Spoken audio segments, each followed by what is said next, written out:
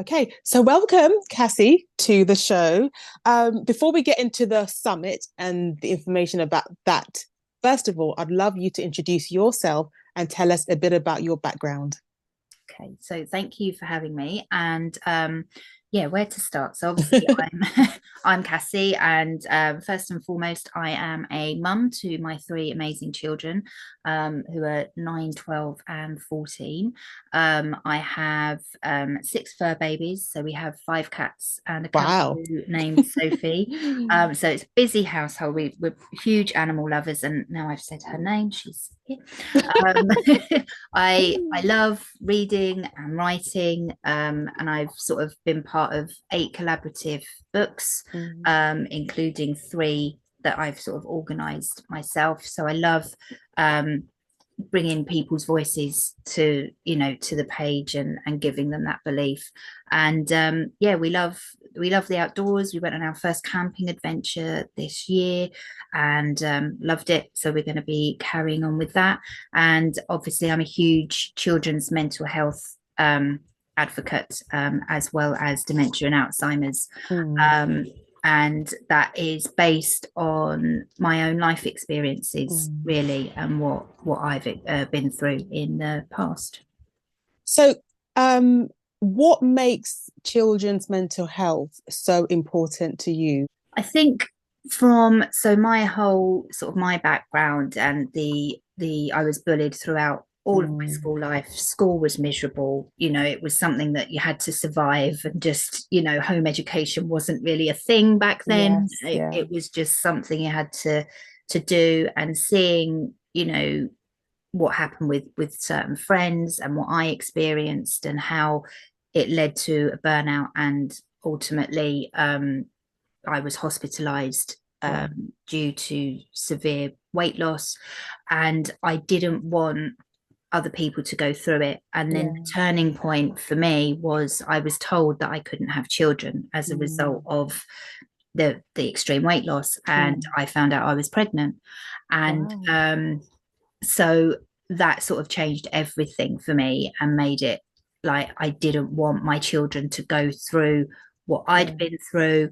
And I became more passionate about it and was looking into it more. And then my children started being in the school system, started going through similar things. And I was Mm. just like, enough is enough. This needs to be addressed. They need hope, because there's just so much desperation out there at the moment of not knowing what to do Mm. because of underfunding and people being overworked, that it was just something that I was so passionate about, that I so want to try and change and enable people to live their best life and not go through the things Yeah.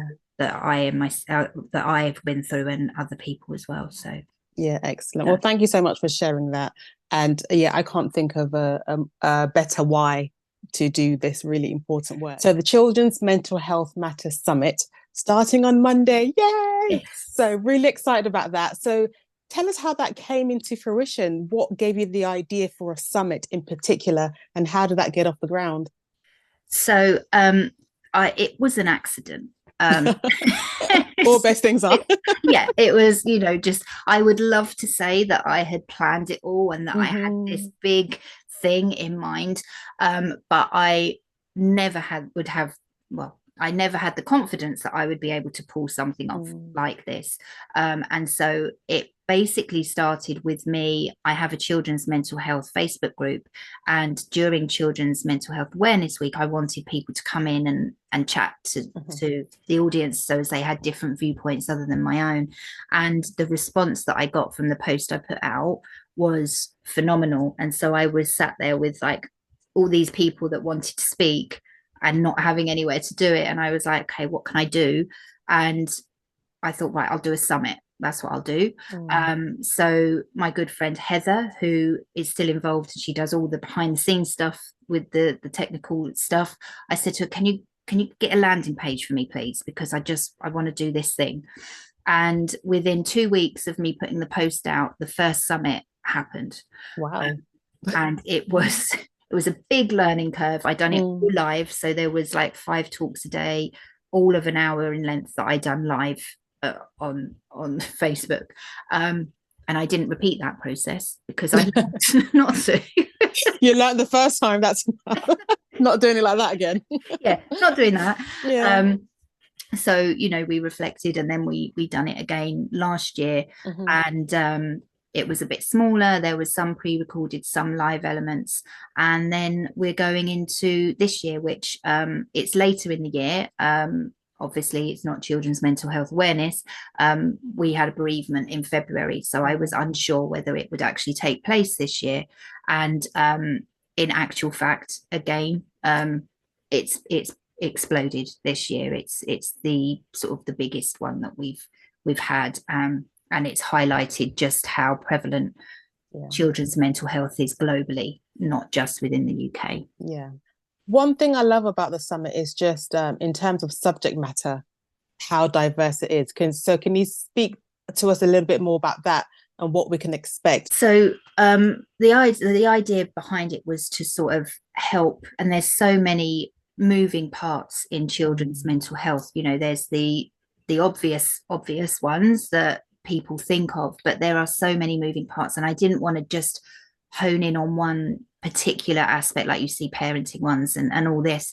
And so the idea is it covers everything, and so the 10 days have different topics attached to them, ranging from, you know, emotional regulation and empowerment, teenage years, neurodiversity, life skills, your mindset, self-care, family dynamics, complementary and alternative, and like home education and school-based. And that allows people to dip in for what is relevant for them. And as I say, there are some things in there that people don't expect. So we have got people talking about young entrepreneurship and money skills, and even, you know, decluttering, because it can be a very real thing for a lot of people, but something that people don't talk about because of the things that they feel inside. So it gives someone a platform where they can come and they can dip into anything that's relevant without fear of any judgment, because it's literally all in this container. They don't need to go and look for something specifically on money management or decluttering, because it's all within the summit. And the hope is that it will help everybody who joins. It will empower them in one way or another, you know, to move forward and to have that hope, and it will just give them a glimmer of light in the darkness that they may be in. Absolutely. I would love to know, what would you say is the most pressing issue in children's mental health at the moment? Is it just the rate at which it's growing? Is it the lack of support available from, you know, local authorities and the medical field? What would you say is the most pressing thing that it's such a battle to come up against? I think that it's the underfunding that is happening, and the ability to be able to access the help and support that people need for their children. The systems, all of them in place, have a very set budget and a very set agenda, and there isn't much flexibility. And if your child doesn't fit into the sort of square, you know, the square hole that's designed for them, you face so many battles, and that in turn increases the child's, you know, mental health problems, because they feel like they're creating more problems for their family, or it makes them feel more excluded, and it just exacerbates everything, really. And I think that as a whole, the biggest thing I see is anxiety. It's, you know, that's where it all starts, and it's that anxiety leads to so many different things, and there just isn't the funding to give support to children as individuals.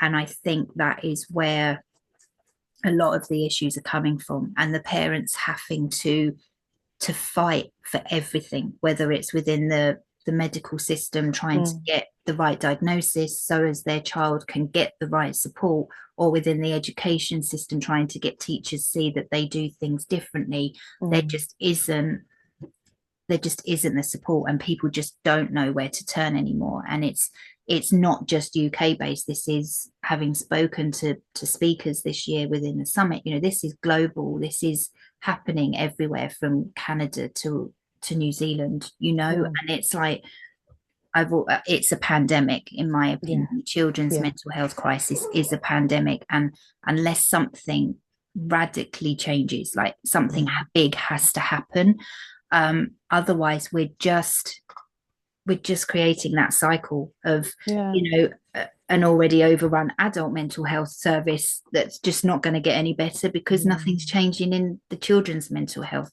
part. That is so true. And where would you say then this summit would sit in terms of trying to sort of address that issue a little bit? What sort of part do you think it's playing in that, or you're hoping to play in that? I hope that so a lot of people stick to the traditional ways that we've been told to get help, you know, go to the GP, go through this system, get a referral, get an EHCP, all of this stuff, which all has its place, of course it does. But when that feels out of reach, parents just tend to feel this sheer desperation that no one's listening to them. They have nowhere else to go. They're failing their child, all of this stuff. And I hope that by bringing the summit together, you know, with 55 plus talks that we have, it lets people know that they are seen, they are heard, there are people out there, and a lot of them, you know, although we've got 55 plus, there are many more that wanted to be involved, but logistically you have to cap it somewhere. But it's just letting people know that there are people that get it, and a lot of the experts that are speaking, whilst being professionals in their field, they come at it from a lived experience, so they get it, they know what you're going through, they know what you're feeling, and they know how to help you navigate some of that. And so I just hope that it lets people know that there are people out there that do want to help, just not in the traditional systems that are necessarily in place, that sometimes you have to look further afield. But there are a lot of us out there that that can help and can point you in the right direction, and can give you, even if you're on the waiting lists, can give you practical tips for things that you can do in the interim to while you're waiting, you know, to support you and your family within that.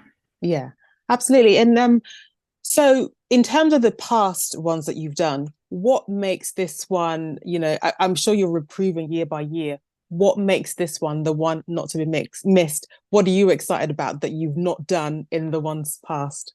I think the fact that the speakers are international, so they're bringing in things from all over the world, and you're getting really different mindsets. And it's also, whilst it's horrible to know that this is happening worldwide, it's in some ways reassuring that there are experts worldwide that can help also, that even if you're watching this and you're like, well, I'm in America and there's nothing out here, you know that there are people there. And because everything is done so online now, and the summit is completely online, you can still access this help. It's still available for everybody wherever you are.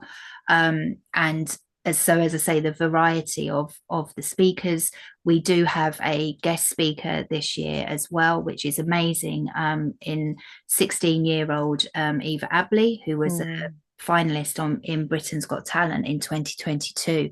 And when you actually hear from a young person how they're feeling and what they're experiencing, although we know because we're seeing it and our kids are going through it, when you see her talk and her honesty around it, it really just hits home how much this needs to change. And with more young people like Eva that are saying it's got to change, it's enough, it sort of brings that hope that our young people want to be involved in this as well. You know, it's change is possible. We just have to work out a way of doing it.